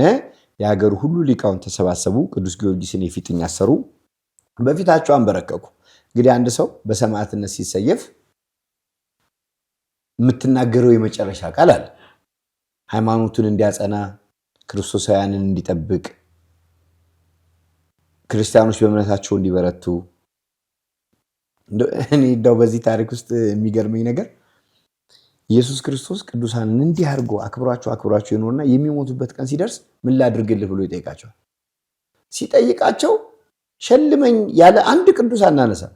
ክርስቲያኖችን ማርልን፣ ቤተክርስቲያንን ጠብቅልን ብለው እየሞቱ ስለሌላ ሰው ምሕረት የሚለምኑት ነገር በጣም ይደንቃል። ቅዱስ ጊዮርጊስ የሚያደረገው ያ ነው። እዚሁ ላይ አፍን በማር ሊያዝና እንመጣበታለን። እንደዚህ አይነት ተጋድሎች ለምን ቅዱስ ጊዮርጊስን ማስነሳት ፈለገ? ለምን መላእክትን ማስነሳት ፈለገ? ጻድቃን እግዚአብሔር ራሱ ማድረግ አይችልም ወይ የሚሉ አሉ። እንመለስበታለን በሌላ አንድ ርዕስ አድርገን ስለምንመጣ። እግዚአብሔር ሁሉም ነገር እኔ ላድርግ አይልም፣ የሚያሳተፍ ነው። ለምሳሌ ትልቁን ነገር እግዚአብሔር ያደርጋል፣ ትንንሹን ነገር ደግሞ ለአንተ ይሰጣል። ትክክል ነው። ለምሳሌ አልዓዛርን ሲያስነሳው መግነዙን አልፈታው፣ ፍቱት ነው ሲል ነበር። ከሞት ማስነሳት ግን ማስነሳት የሱ ድርሻ፣ ማስነሳት የእግዚአብሔር ደግሞ የካህናቱ ስራ ነው ማለት ነው። ሌሎች ነገሮች እንድንሳተፍ ሱታፌ ስላለበት ነው በብዙ እና ከዚህ ጋር ተያይዞ ነው የካህኑ፣ የዲያቆኑ፣ የምእመኑ፣ የደጅጠኙ ቤተክርስቲያን ብዙ አካላትን የምታሳተፈው። ኢቭን የኔ ቢጤውን ቤተክርስቲያን በር ላይ የምናገኝበት ምክንያቱ ብዙ ነው። ቤተክርስቲያን እናውራ ካልናት ሰሚ ከተገኘ አይበቃም ጊዜ አይደለም፣ ሰሚ ሳይኖር ይቅርና እንመጣበታለን። ስለዚህ እንኳን ለሚያዝያ ጊዮርጊስ አደረሰ፣ እንኳን አብሮ አደረሰን። እንግዲህ በዚህ ቀን ቅዱስ ጊዮርጊስ ስለኛ ስለ ሃይማኖቱ ተሰይፎ በእግዚአብሔር ፊት ይሄንን ሁሉ መከራ ተቀብሎ 7 የክብር አክሊል እሱ ተሸለመ። ክፉዎች ይጠፋሉ እኮ። አሁን ነገስታት ጠፉ ብለህ እኮ አታዝንም። ጠላት ጠፋ ብለህ ደስ ነው የሚልህ። ምክንያቱም በኖኅም ዘመን ለእግዚአብሔር ያልሆነ ሰው በንፍር ውሃ ጠፍቷል። በሰዶም ጊዜ ሰዶማውያን በእሳት ጠፍተዋል። በቅዱስ ጊዮርጊስም ዘመን ለህዝቡ ሲል፣ ህዝቡን ለመታደግ ሲል፣ እግዚአብሔርን የሚወዱትን ሰዎች በሰላም እንዲኖሩ ሲል ጠላቶቻቸው የሚመለሱበትን እድል ስላልተጠቀሙበት ጠፍተዋል። ቅዱስ ጊዮርጊስ ተሸልሟል። እምነታችን ጸንታለች። 7 የክብር አክሊላትን የደፋበት የወረሰበት ወደ እግዚአብሔር መንግስት የገባበት ሊቀ ሰማዕታት ቅዱስ ጊዮርጊስ የተሾመበት ዕለት ነው። እንኳን አደረሳችሁ፣ እንኳን አደረሰን። የሰማዕቱ ቅዱስ ጊዮርጊስን በዓል ዓመታዊ በዓል ለማክበር ወደ ተለያዩ አብያተ ክርስቲያናት ስትሄዱ ለምን እንደምትሄዱ አውቃችሁ እንድትሄዱ ስለፈለግን ታሪኩ፣ እምነቱ፣ ተጋድሎ፣ ጽናቱ በልባችሁ አድሮ ለአምላካችሁ ለመታመን እግዚአብሔር እንዲረዳችሁ እንዲያግዛችሁ ትልቅ ጸሎት አሁን ላይ አቤቱ አምላኬ ሆይ እምነት ጨምርልኝ። እምነት ሲጨመር እምነት ጨምርልኝ ተብሎ ይጸልያል። በጣም ነው ደስ የሚለው። እምነት ጨምርልኝ ብለን ስንጸልይ ደግሞ እግዚአብሔር ምን ይላል? የሰናፍጭ ቅንጣት ታክል እምነት ካላችሁ ይህን ተራራ ከዚህ ተነስተው ወደዚያ ሄድ ብትሉት ይሆንላችኋል። እምነት አይደለም የቸገረን፣ እምነቱን የምንቀበልበት መንገድና እምነት ውስጥ እያለን ልንሰራው የሚገባውን ስራ መዘንጋታችን ነው። እና ያው ይህም እምነት ይጨምርልን። እግዚአብሔር ይርዳ። ለመሆኑ ግን ሚያዝያ 23 የት ነው የምታከብሩት? የት ደብር? እስቲ ከስር ጻፉልን። የት ልታከብሩ ወስናችኋል? መቲ በጣም በሚገርመው መልኩ አሁን ይሄን ኢንተርቪው ካደረገ በኋላ ከመዲናችን አዲስ አበባ ይወጣል። አፉም ታሪኩም ንግግሩም ሁሉ በቃ ወረኢሉ ነው። ብዙ አገልጋዮች መቲን አይታችሁታል ወረኢሉ ይላል። ስለዚህ መቲ ወደ ወረኢሉ ጊዮርጊስ ነው የሚሄደው። እኔ ደግሞ ወደ ሳሎ ደብረ ፀሐይ ቅዱስ ጊዮርጊስ ነኝ። እዚህ አዲስ አበባችን ከመዲናችን አዲስ አበባ አቃቂ ቃሊቲ ክፍለ ከተማ ካፍ ደም ጋር ስትደርሱ ወይም ቃሊቲ ብረታ ብረት አሊያም ደግሞ መናኸሪያው ጋር ስትደርሱ ወደ ቀኝ የምታስገባ አስፓልት አለች። አስፓልቱን ጨርሳችሁ ኮረኮንች ሳሎ ደብረ ፀሐይ ቅዱስ ጊዮርጊስ ብትመጡ ከመዲናችን አዲስ አበባ ሁለተኛ ነው በምስረታ ጥንታዊ ቤተክርስቲያን ነው። የመጀመሪያው ቀራንዮ መድኃኔዓለም ነው። ሁለተኛው ሳሎ ቅዱስ ጊዮርጊስ ነው። እዛ ደብረ ፀሐይ ሳሎ ቅዱስ ጊዮርጊስ እንደው ስለ ሰማዕቱ ብላችሁ አዲስ አበባ ያላችሁ እንገናኝ። ሌሎቻችሁ ግን ጥቅምት እኩሌታም ባይሆን የምትችሉ ወረኢሉ ትሄዳላችሁ። ጥቅምትን ግን በዛ ነው የምናሳልፈው ከዚህ በኋላ። ምክንያቱም ጥቅምት 23ን በወረኢሉ እንሄዳለንና ካንተ ጋር እንጓዝ። ከኔ ጋራ ስለሚመጡ ከኔ ጋራ በተግባር ይመጣሉ። ሳሎ ደብረ ፀሐይ በእርግጠኝነት ዓርብ ዕለት ጥልቅልቅ ብሎ የሰማዕቱን በዓል እናከብራለን። አንተ ድሮም ዘመድ አለ። እንግዲህ ከአንተ ጋር ደግሞ በምናብ እንሂድ። በተለይ ደግሞ ወደ ወረኢሉ ከመሄዳችን በፊት ወረኢሉ ስትነሳ ጥቅምት እኩሌታ ነው። በሚያዝያ ወረኢሉ ምን ይመስላል የሚለውን መጨረሻ ማጠቃለያ እናደርገው። ጥቅምት እኩሌታ ወረኢሉ ለምንድን ነው የተመረጠው? እዛስ ምንድን ነው ያለው? እስቲ እናንሳው በተወሰነ መልኩ አጠር አድርገን። መልካም እንግዲህ ያው እንደምታውቀው አፄ ምኒልክ በሕይወት ዘመናቸው 7 የሚታወቁ ቤተመንግስቶች አሏቸው። የመጀመሪያው የአባታቸው ቤተመንግስት ነው። አንኮበር ተወልደው አንጎልላ ጽርሐ አርያም ሰሚነሽ ኪዳነ ምሕረት በአሁኑ ሰዓት እዛ ክርስትና ተነስተው የመጀመሪያውን ቤተመንግስታቸውን ከመቅደላ ስደት መልስ የመሰረቱት አባታቸው ቤተመንግስት ነው። አንኮበር የንጉሥ ኃይለሥላሴ ነው። ሁለተኛው ቤተመንግስት እነዋሪ ላይ ነው። ሶስተኛው ቤተመንግስት ወረኢሉ ነው። ወረኢሉ እንግዲህ በሸዋና በወሎ መካከል 20 ደቂቃ በእግር ብትጓዝ ሸዋ ትገባለህ። ስለዚህ ሸዋና ወሎን አንድ ጋራ ለመግዛት የመረጧት ቦታ ትመስላለች። ወታደራዊ ጠቀሜታዋም ከፍ ያለ ነው። የቦታው ጂኦግራፊካዊ ጠቀሜታ ልንለው እንችላለን። እንግዲህ እሳቸው ሶስተኛ ቤተመንግስታቸውን በዛ ሰርተው ንጉሠ ሸዋ በተባሉበት ጊዜ ግዛታቸውን ወደ ወሎ እያስፋፉ በነበረበት ጊዜ ነው ይሄ እንግዲህ የአድዋ ጦርነት የተጀመረው። ንጉሠ ነገስት ናቸው። ከዚህ ከአባታቸው ቤተመንግስት ይሄ አሁን የምንለው የእንጦጦ የምኑ ቤተክርስቲያን ቤተመንግስት የመጣው በኋላ ሶስተኛው ወረኢሉ ነው። ከዛ ስንሄዳለን አዲስ ዓለም እናገኛለን፣ ሆለታ እናገኛለን፣ እንጦጦ እናገኛለን። ሰባተኛው የ4 ኪሎ ቤተመንግስት ነው። ስለዚህ የአድዋ ጦርነት ሲመጣ አዋጅ ታወጀ። አዋጁ በዓለም ታሪክ በዶክተር ምስጋናው ታደሰ ቃል ነው የምነግርህ። የሂስትሪ ዶክተር ናቸው። በቤተ ክርስቲያንም አስተምረውኛል፣ በዓለማዊ ትምህርት አስተምረውኛል። ዶክተር ምስጋናው በጣም ቅን የእግዚአብሔር ሰው ናቸው እና እሳቸው ምን አሉ? በዓለም ታሪክ በመጠን ትንሹ በይዘት ግን በጣም ሰፊው አዋጅ የአፄ ምኒልክ አዋጅ ነው። እዛ ላይ የሌለ ነገር የለም። የተወሰኑትን ላንሳለን። አዋጁ ሲጀምር እግዚአብሔር በቸርነቱ ዙፋን አጽንቶ አገር አስፍቶ እስካሁን ገዛው፣ ከእንግዲህ በኋላ ሞት የሁሉ ነውና በሞትም አይቆጨኝም የሚል ቃል ታገኛለህ። ያ ማለት ግዛት፣ ስልጣን፣ ሀብት የሚሰጥ ከእግዚአብሔር እንደሆነ ያውቃል። ሁለተኛው ፍቅር ነው። የአገሬ ሕዝብ ሆይ አንተ እስካሁን እኔን አላስቸገርከኝም፣ እኔም እስካሁን ያስቸገርኩ አይመስለኝም የሚል ነው። ሁለተኛው ሕዝቡ እንደተገዛላቸው እንዳከበራቸው ያውቁታል። ይሄ የሚያውቁት እውነት ነው። እሳቸው ግን ድሃ መበደላቸውን ሰው ማስቀየማቸውን ግን አይደሉም። እኔም እስካሁን የበደልኩ አይመስለኝም አሉ እንጂ አላስቀየምኩም የሚል አስረግጠው የተናገሩት ነገር የለም። ሶስተኛው ደግሞ ተማጽኖ ነው። ጠላት መጥቶብኛል እንደ ፍልፈል አፈር እየፈለፈለ፣ እኔ ግን የህዝቤን መራብ ማለቅ የከብቱን መድቀቅ አይቼ ዝም ብለው እሱ ግን እንደፈራሁት ቆጥሮ ድንበር እየገፋ መጣብኝ ነው። ያኔ ሪንደር ፔስት የሚባል በሽታ፣ የደስታ በሽታ የሚሉት የከብት በሽታ አገራችን ገብቶ ብዙ ሰው ፈጅቷል። ያው የሀገራችን ሰው ጥሬ ስጋ የመብላት ልማድ አለው። ቀጥታ ነው ግንኙነቱ፣ ብዙ አልቆባቸው። ይሄ እንግዲህ በቃ ተስፋ መቁረጥ ነው። ለዚህ ነበር ዝም ያልኩት፣ አሁን ግን መጣብኝ። ስለዚህ እርዳኝ። በምን ሃይማኖት ያለህ ለሃይማኖትህ ስትል፣ ለእምነትህ ስትል፣ ጉልበት ያለህ በጉልበትህ፣ ትዳር ያለህ ለትዳርህ ለልጆችህ ስትል፣ ለሀገርህ ለድንበርህ ስትል፣ ምንም የሌለህ ደግሞ በጸሎት እርዳኝ። እንግዲህ በጸጋው ነው የተማጸኑት። በጸጋው ካህኑም ሌላውም በጸሎቱ በጉልበቱ እንዲያግዛቸው እርዳኝ። ወስልተህ የቀረህ ግን ኋላ ትጣላኛለህ። ማርያምን አልምርህም፣ እኔ ምኒልክ ለዚህ አማላጅ የለኝም አሉ። ሀገር በላይ ከሃይማኖት በላይ አሸንፈው እንደሚመጡ እርግጠኝነት አለበት። አይ እሱማ ብሞትም ሞት የሁሉ ነውና አይቆጨኝም ብለህ በቃ ጀግንነት ነው የምታየው። ድል የእግዚአብሔር ጋር፣ አንተ ከእግዚአብሔር ጋር ብቻ ወጣ። እንደ ጌዲዮንም እኮ 32,000 ሰው አግኝተህ የፈራ የደነገጠ ይመለስ ብለህ ስትናገር እኮ በአንድ የ22,000 ሰው ይክዳሃል እኮ። ብቻህን ትቀራለህ። ቀላል አይደለም፣ እግዚአብሔር ጋር ማውጣት ነው። እና እንዲህ አሉ፣ ወስልተህ የቀረህ ግን ኋላ ትጣላኛለህ፣ ማርያምን አልምርህም ካሉ በኋላ ዘመቻዬ በጥቅምት ነውና እስከ ጥቅምት እኩሌታ የሸዋ ሰው ወረኢሉ ከተላገኝ የሚል አዋጅ አወጁ። ስለዚህ ሰው ሁሉ እንደሚቀርበው መጠን አሁን ከአዲስ አበባ ተነስተህ ወረኢሉ ለመድረስና ከግሼ ተነስተህ ወረኢሉ ለመድረስ እኩል ቀን አይፈጅብህም። እንደ መንገዱ ጥፋት ስንቅህን እያስቋጠርክ ራስን እያዘጋጀ ጦርህን ጎራዴህን ይዘህ ሁሉም ወረኢሉ ላይ ከቶ እንዲገኝ ጥቅምት እኩሌታ አዋጅ ታወጀ። ህዝቡ ደግ ነው፣ ዛሬም ድረስ ደግ ነው። አይተዋል አይደል?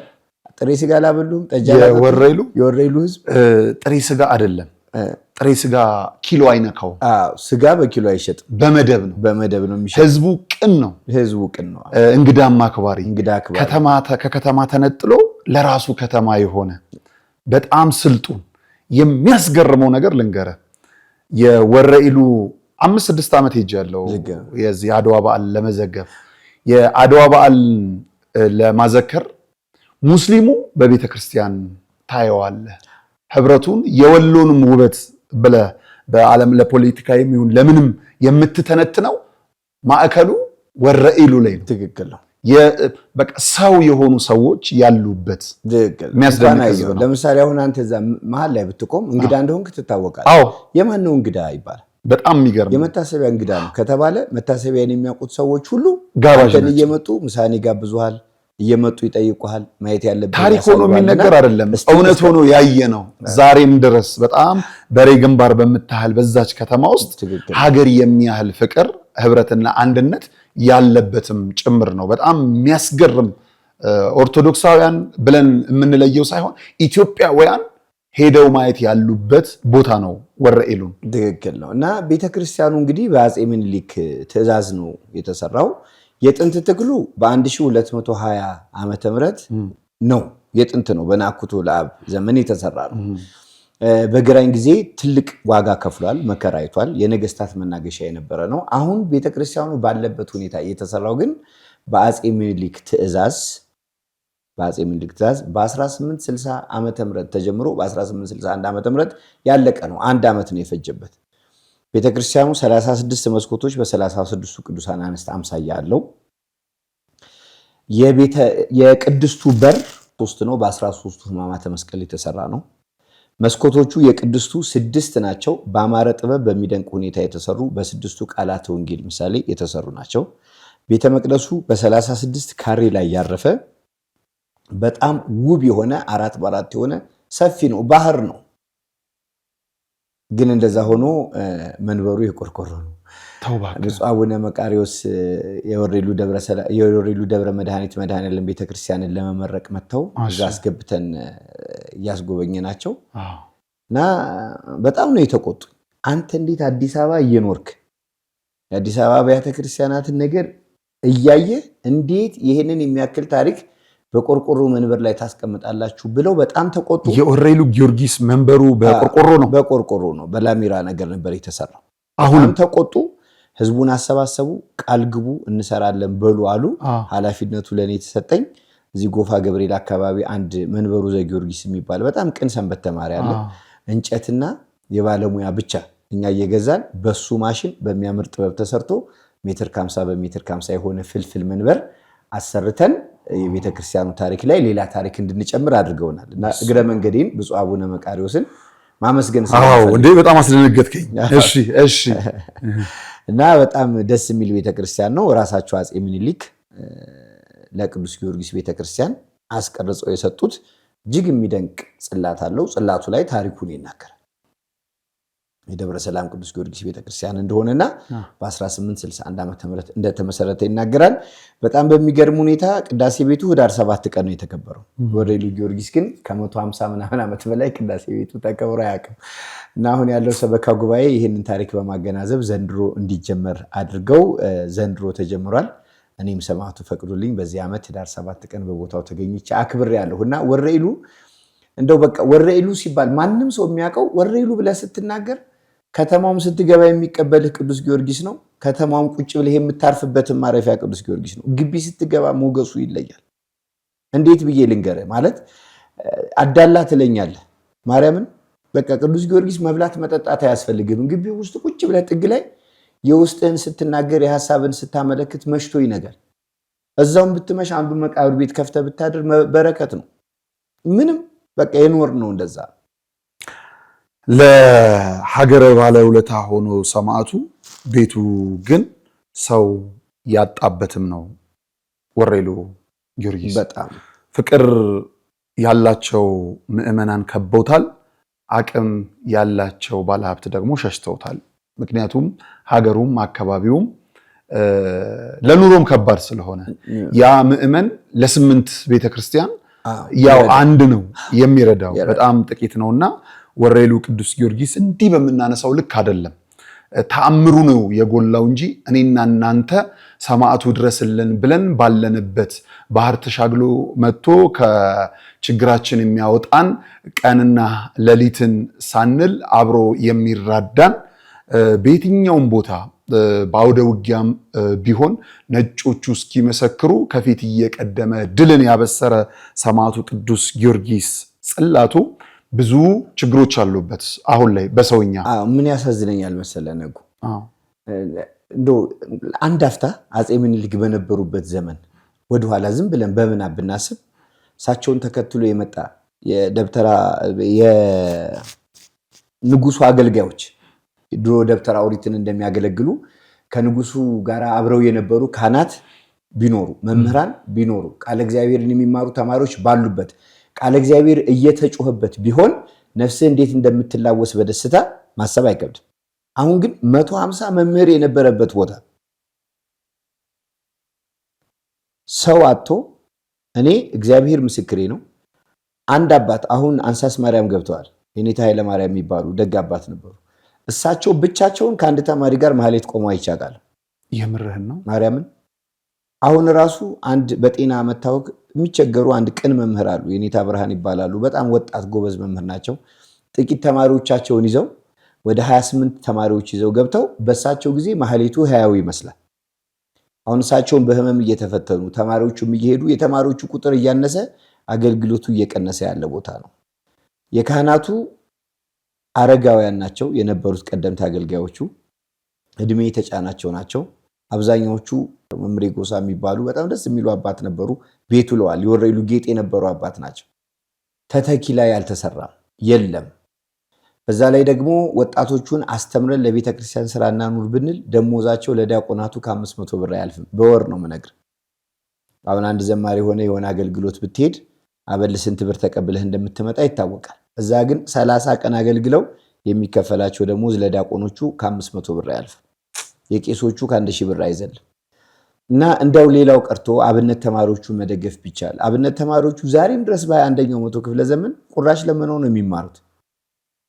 አንዳንድ ሆቴል ላይ የምግብ የሚመለስ ምግብ እናስቀምጣለን። እሱም ደግሞ ያው ኢንፌክት ከሆነ የሚታመሙት ህመም ነው የሚበዛው። ለነሱ እንኳን በየቀኑ 2 ደረቅ እንጀራና ሽሮ ለመስጠት ፕሮጀክት ተጀምሮ እሱም አቅቶን ቆሟል። እና ችግራቸው ብዙ ነው።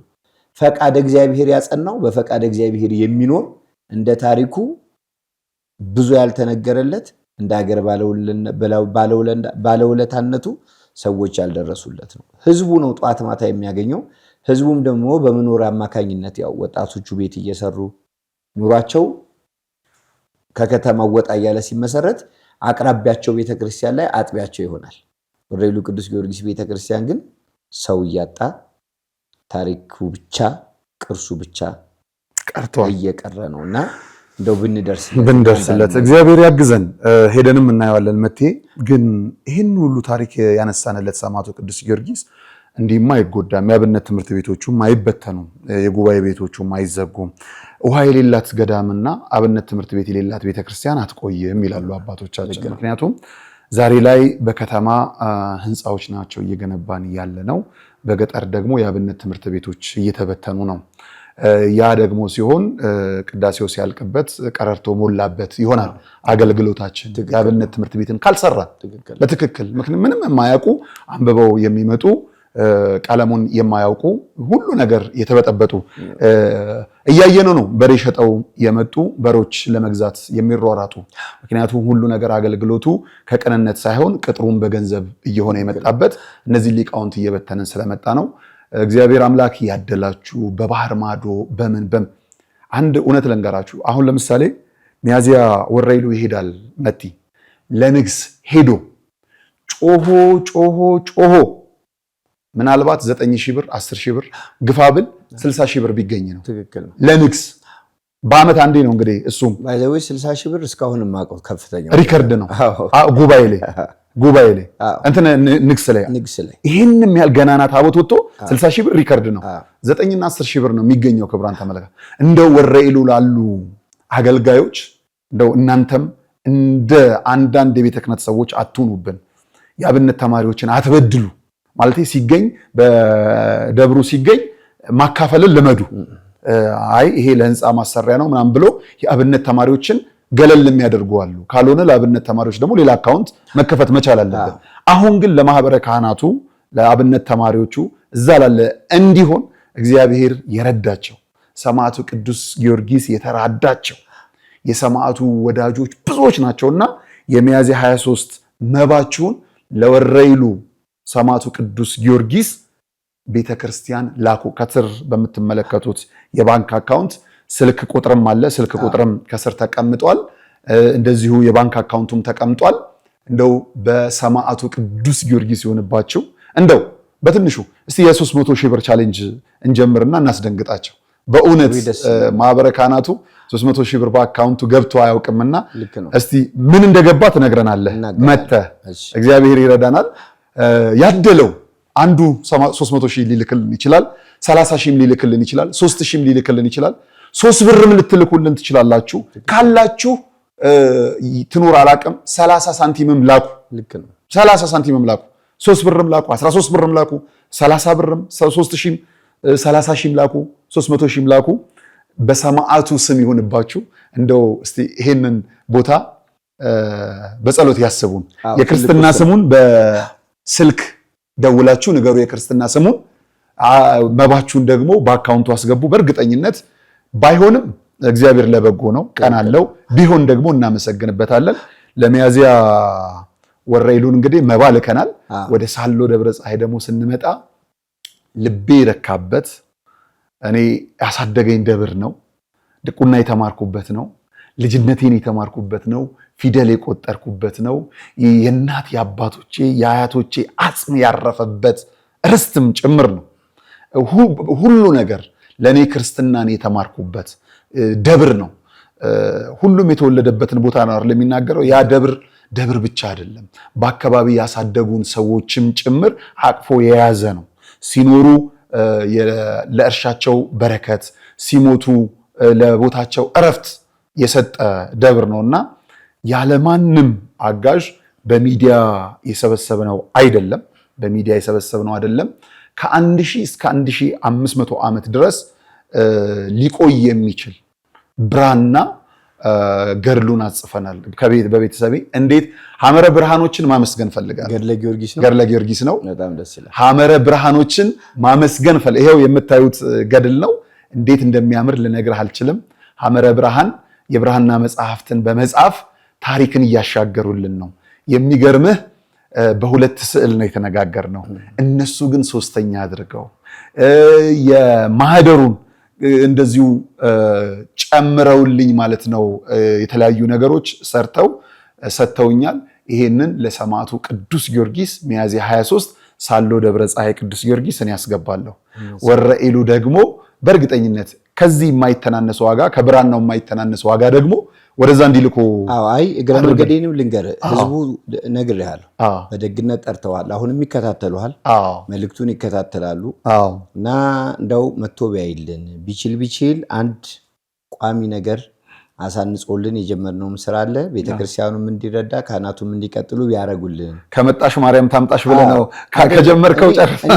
እኔ እኮ ለራሴ ጉዳይ መጥቻለሁ እና ገና ብዙም ስራ ስላለብህ እንደው አሁን እውነት ወረኢሉ እኮ እኔ ከአንዴም 5 ዓመት መጥቻለሁ። አየህ አላሳዩኝም። የመጣህበት መንገድ ነው ገልጠው አላሳዩኝም። እኔ እነሱ የመጣኸው ስራ ነክ በሆነ ጉዳይ ከነሱ ጋር ነው የመጣው። ኧረ ግድ የለም እመጣለሁ። እንዴ ያኔ እኮ እኔ ባገኝህ ኖሮ እንትን አደረግ ነው እመጣለሁ። በነገራችን ላይ ወረኢሉ ለመድረስ ከመዲናችን አዲስ አበባ ተነስቼ ኮምቦልቻ ገብቼ ከኮምቦልቻም አንዲት ከተማ ጦሳ ፈላና እንደውም እዛ ሰርተን የመጣ ነው። ጦሳ ፈላና ይቀርባል፣ የወረኢሉ መንገድ ነው። ያኔ እኮ ፕሮግራም ይዘን ነበር። በወቅቱ ጦርነት ከመንገድ ተመለስኩ። እንግዲህ እግዚአብሔር አምላክን አትፈታተነው አይደለ? ብዙ ገዳማት ሲሄድ ብዙ ጦርነቶችን አይቻለሁ። አንዱ ደግሞ በጣም በሚያስደነግጥ የኛም መኪና ምሽግ አድርገው የተታኮሱበት ቦታ ሁሉ ነበር። ወንድሜን ነበር ይዤርኩትና አይ ከዚህ በኋላ ከአንድ ቤትስ ሁለት እንዴት ቢያንስ ለእናትም እንትረፍ። በእውነት በጣም የደነገጥኩበት ያዘንጉበት ጊዜ ነው ያ። እንደዛ አይነት ነገሮች እንዲገጥሙ ስላልፈለግኩ ተመለስኩ እንጂ ወረኢሉ ህዝቡን ከልክሏል እውነት ለመናገር እንጂ መንገድ ነበርንና እግዚአብሔር ደግሞ ሰላም ካደረገልን ወረኢሉ ብቻ አይደለም በአራቱም አቅጣጫ ሄደን የፈረሱ አብያተ ክርስቲያናትን እንገነባለን፣ የተዘጉትን እናስከፍታለን። የአብነት ትምህርት ቤት ጉባኤያቸው እንዲቀጥል እናደርጋለን። ገዳማውያን አባቶቻችን በምግብ እናቶቻችን ጭምር በበዓት እንዲሰቃዩብን አንፈልግም። የምንችለው እናደርጋለን። እግዚአብሔር ይርዳል። አሜን። ስለዚህ የሚያዚያን ብናነሳው ዋጋ የለው። ሚያዚያ ምን ይመስላል? ለማንኛውም ትንሽ እንደው ወረኢሉ ለስነ ሚያዚያ ቅዱስ ጊዮርጊስ ዓለም ነው። ህዝቡ ሁሉ ደግሷል። ህዝቡ ሁሉ ያገኘውን ሰው ነው የሚያስተናግደው። ነዳያን ይጠግቡበታል። የቆሎ ተማሪዎች ለ3 ቀን ይደሰታል። በቃ 3 ቀን አይቋረጥም። ሰሞኑን በቃ አይቋረጥም። ንግሱ ልዩ ነው። ሁሉም ሰው ከተማም ያለው አሁን አብዛኛው ሰው የሰርግ ወቅት ካልሆነበት አዲስ አበባ ያሉ ሰዎች ይመጣሉ። የአካባቢው ነዋሪ ይመጣል እና ጠርቀም ብለን የአይን ረሃባችንን የምናስታግስበት ሰው አይተን ቅዱስ ጊዮርጊስ በዓል በጣም ነው። ካሁን በኋላ ጉዞም እናዘጋጃለን። የሚያዚያው ባይሆንም ጥቅምት ላይ ጥቅምት 23 እንግዲህ ወረኢሉ ጥቅምት 23 ጥቅምት እኩሌታ በ16 ነው። ስለዚህ በ18 ተነሱ ነው የሚለው። ስለዚህ እኛ ደግሞ ነገስታቱ እንግዲህ ጥቅምት እኩሌታ የመጣውን ህዝብ ለኢትዮጵያዊነት ጥቅምት 18 ይዘውት ቢሄዱም እኛ ግን ጥቅምት 16ን እኩሌታ አድርገን አንድ ሱባኤ ይዘን ስንት ይሆናል? 23 ማለት ነው። ጥቅምት 23ን አንግሰን እንመለሳለን ማለት ነው። ጥቅምት 16ን ቢሆን ደርሰን አፄ ምኒልክ አዋጅ ባስነገሩበት ቦታ መለከት አስነፍተን የድሮውን ድባብ መልሰን ቤተክርስቲያኑ ፊት ለፊት አፄ ምኒልክ ሲመጡ የሚያርፉበት እንግዳ የሚያስተናግዱበት ፎቅና ምድር ቤት የተሰራ የሆነ አንድ የሚያምር ቤት አለ። እንደውም ሳይፈርስ ሄደህ ብትጎበኘው መልካም ነው። እልፍኙ የጽድ ወለል ነው። በአንድ በኩል ይሳቸው መከዳ መኝታቸው አለ፣ በሌላ በኩል እንግዳ ይስተናገድበታል፣ ቤተሰብ ያርፍበታል። የታችኛው የጠጅ መልከኛ የእንጀራ ሳላፊ የሚመላለሱባቸው መተላለፊያዎችና ማስቀመጫዎች አሉ። እዛው ቦታ ላይ ቆመን ያንኑ አስመስለን ያው መንገስ ባይቻልም የንጉሱን ቃል በአዋጅ አስነግረን የጥንቱ እንዲመለስ አድርገን ያንን ታሪክ ቢያንስ እንመልጣለን። እንዲህ አይነት አንኮበርን ወደ አይኔ ያመጣው አንኮበር ቤተመንግስትን በቃ ወደ ውስጥ አመጣውና መቼም የድሮ ስርዓት ናፋቂ አይሉንም። ይሄንን በመናገራችን ታሪክ ነው ያነሳነው፣ መንፈሳዊ ታሪኩን ያነሳነው። እግዚአብሔር ከፈቀደልን ለንግሱ ጥቅምት እኩሌታን ካልሆነም የቅዳሴ ቤቱ ላይ ወረኢሉ ነን፣ ምንም ጥርጥር የለውም። ከዛ በፊትም ለዶክመንተሪው እንሄዳለን። እግዚአብሔር አምላክ ያግዘን። አንተም ሰላም አድርሶ ይመልስህ። እኔም የልቤ ሞልቶልኛል፣ ከችግር አውጥቶኛል ሰማዕቱ ቅዱስ ጊዮርጊስ፣ ቤተሰቤን ጠብቆልኛል፣ የማያልፉ ቀናቶችን አሳልፎልኛል። በትግል የበዛ የሚመስል ህይወትም ቢሆን በደስታ እንድራመድ አድርጎኛልና ለዛ ለልቤ ሙላት ከእጄ ደግሞ ምጽዋት ይዤ ሰማዕቱ ቅዱስ ጊዮርጊስን ሚያዝያ 23 ለማንገስ ሳሎ ደብረ ፀሐይ ቅዱስ ጊዮርጊስ እገኛለሁ። ክቡራን ተመልካቾቻችን የኢንተርኔት ጉዳይ ሆኖብን እንጂ ሰማዕቱ ቅዱስ ጊዮርጊስን ቀጥታ ስርጭት እናስተላልፍ ነበረ። የከተማ ገጠር ሆኖብን ነው ሰማዕቱ ቅዱስ ጊዮርጊስ ሳሎ ቅዱስ ጊዮርጊስ ቤተክርስቲያን ውስጥ ኢንተርኔት የለም እንጂ ዘወትር ቅዳሴውን ንግሱን ብናስተላልፍ ደስ ይለናል፣ እንሞክራለን። ካልሆነ ግን ማታ ላይ አርብ ማታ በ23 ንግሱ ምን ይመስል ነበር የሚለውን በተወሰነ እንግዲህ ወንድማችን በሱ ፈቃድ አለ፣ እህታችን ማህደር አለች። የካሜራ ባለሙያዎች ሳይሆኑ የኛ የነጋሽ ሚዲያ እህት ወንድሞች ናቸው። እነሱ በትግል ሰርተነው ወንድሜ ጌችም አለ ለማታ እናደርሰዋለን። አልደርስ ብሎኛል። ለካ የልብ ሲደርስ የልብ ሲሞላ በአምላክ መደገፍን በእውነት ስታየው ቤቱ ሄደ ለማመስገን ቀን ይረዝምብሃል። እንደዛ ነው የሆነብኝና የሰማዕቱ ወዳጆች ሰማዕቱ ይጠብቃችሁ።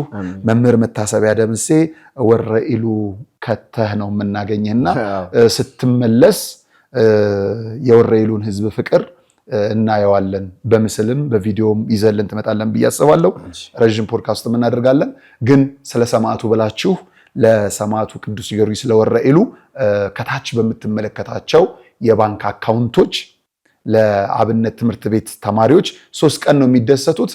30 ቀን እናደርግላቸው በወር 12ቱንም ወራት እናደርግላቸው በአመት 5ቱን ቀን እንኳን ይጾሙ ችግር የለውም 365 እንዳይሆንና እግዚአብሔር አምላክ ሁሉም ማድረግ የሚችል ነው። ስለሚሆነው ስለማይሆነው እናመሰግነዋለን። አምላከ ቅዱስ ጊዮርጊስ የነገ ሰው ይበለን። መልካም ጊዜ። የሃይማኖት ጎራ ለማስያዝ ሀገርን እንደዚህ አይነት የዘመን መጨረሻ ተሳሪ ነካሪ ሲያልቅ ሚዲያ ያለ ሰዎች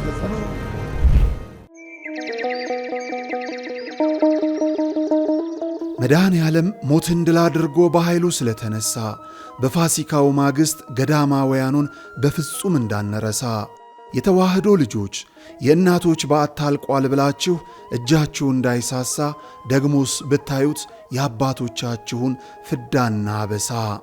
መቼም ምክንያታችን ነው ለበረከት ተጀምሮ ያላለቀው የኔና የናንተን ምጽዋት የሚጠብቀው ገዳማችን ሙታንሳ። ስለዚህ ለበረከት ሥራ የምትጣደፉ ሁላችሁ የሙታንሳ ማር ቅዱስ ሚካኤል አንድነት ገዳም አባቶችን አደራ እንዳትረሱ።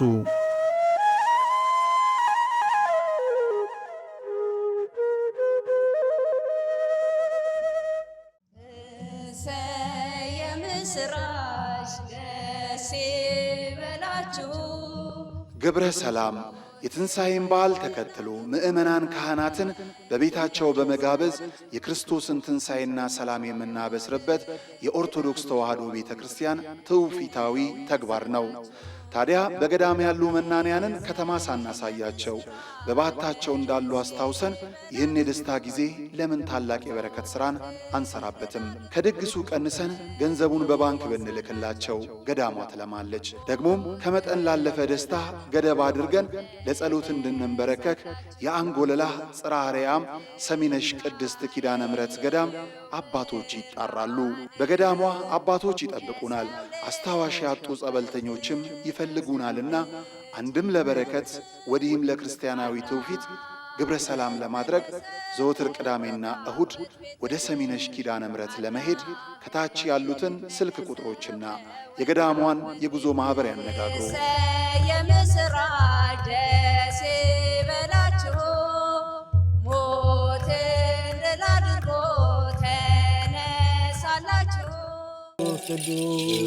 በዚህም እግዚአብሔር አለ። አይገርምም? ሁሉ የእሱ ስፍራ ነው። አሁን የምንገኘው በጅማ ሀገረ ስብከት ጎማ ወረዳ ሊሙ ደብረ ሰላም መድኃኔ ዓለም ነው። መምህር አድነው ያፈረሱት ቤተ ክርስቲያን ለአገልግሎት ቢመጡ አገልግሎቱን የሚመጥን አይደለም ሕንፃ ቤተ ክርስቲያኑ። መድኃኔ ዓለም በዚህ አይከብርምና ለእርሱ የሚገባውን ክብር ሰጥተን ቤተ ክርስቲያኑን እናንጽና ግድ የለም የነበረውን እናፍረሳሉ። ማንን በማመን? መድኃኔ ዓለምን። ከዛስ የተዋህዶ ልጆችን በመተማመን በጣም ስቅቅ የሚያደርገን ቅድም እንደተባለኛ ደሳሳም ይሁን ምን በሞቀ ቤታችን እናድራለን። እናታችን አባታችን ውጭ በብርድ እያደሩ ነው። እነዚህም ቤተ ክርስቲያን ስቅቅ የሚያደርገን እንሰራለን ብለን አፈረስን።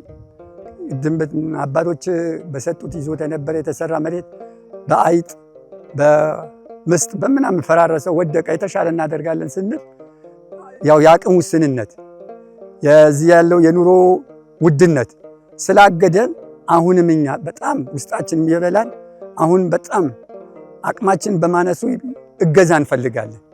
ጊዜው 1969 ነው። የሚባርከን ታቦት ያስፈልጋል ብለው በክርስትና የበረቱ የተዋህዶ ልጆች ኅብረት ፈጥረው የሊሙ ሻይ ደብረ ሰላም መድኃኔ ዓለም ቤተ ክርስቲያንን ተከሉ።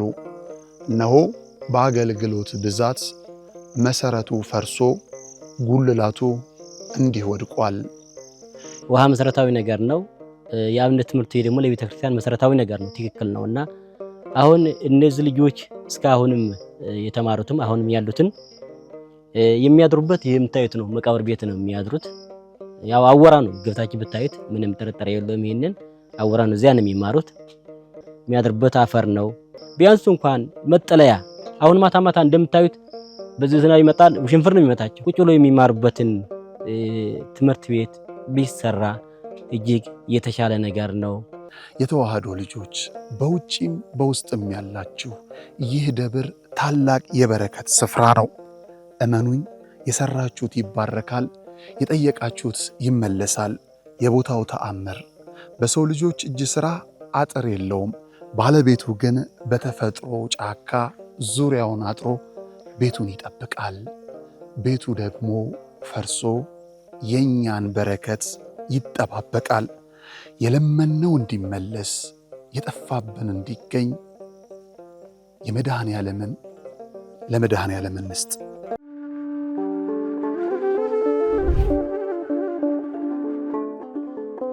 በዘመን ብዛት እርጅና ተጫጭኖት በሰው ማጣት መቅደሱ ለፈረሰው ጣጃ አቦ የገብረ መንፈስ ቅዱስ ማን ነው ቀድሞ የሚደርሰው? ምድሩ ለምለም ሀገሩ የጀግና ጦርነት ፈተነው እንጂ የማያውቅ ልመና። ዛሬ ግን አዛውንቶቹ ጉልበት ከርቷቸው ወጣቶቹ ግራ ገብቷቸው የአቡዬ ቤተ መቅደስ ሊፈርስ ተቃርቧልና ስለ አቡዬ ብላችሁ የጻድቁን ቤተ መቅደስ እንገንባ።